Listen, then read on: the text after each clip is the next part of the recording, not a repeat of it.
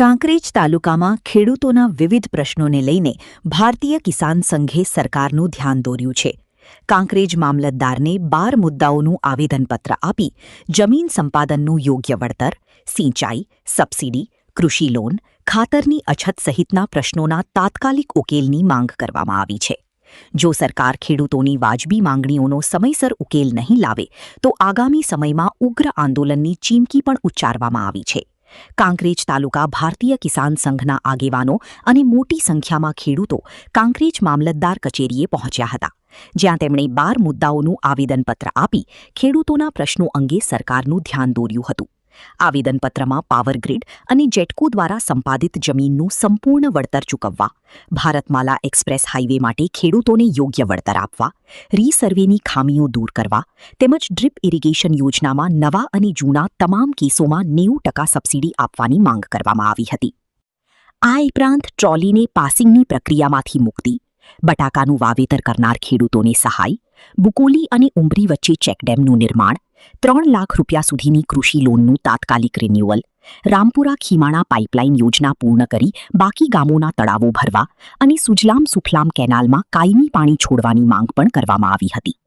કાંકરેજ ખેડૂતો દ્વારા રાસાયણિક ખાતરના ભાવ વધારો પાછો ખેંચવા, ખાતરની અછત દૂર કરવા તેમજ વર્ષ 2022માં સરકાર દ્વારા ખેડૂતોને આપવામાં આવેલા વાયદાઓનો અમલ કરવાની પણ રજૂઆત કરવામાં આવી હતી. ખેડૂતોની તમામ માંગણીઓ અંગે મામલતદારને આવેદનપત્ર આપવામાં આવ્યું છે.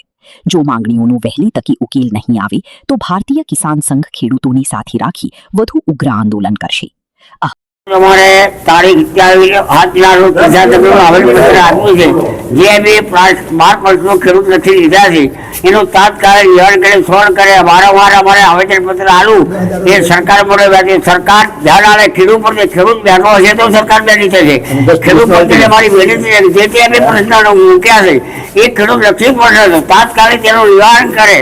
નહીંતર સરકારે પછી આ વારે અમારા આવેદન કરવા પડે. આવેદનપત્ર આપવું એ સરકાર મને વ્યાજ માટે તાત્કાલિક પ્રશ્નો નિવારણ કરી અમારી સરકાર પાસે અમારી નમ્ર વિનંતી છે.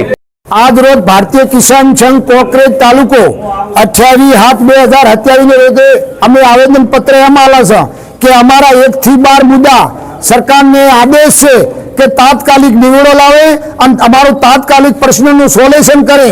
વારંવાર અમારે રજૂઆત કરવાની કોઈ અમને યોગ્ય નથી. એટલે મારે ભારતીય કિસાન સંઘ વતી ગુજરાત સરકારને આદેશ છે કે અમારા તાત્કાલિક મુદ્દા પ્રશ્નોનું સોલ્યુશન કરો એવી અમારી ભારતીય કિસાન સંઘ વતી.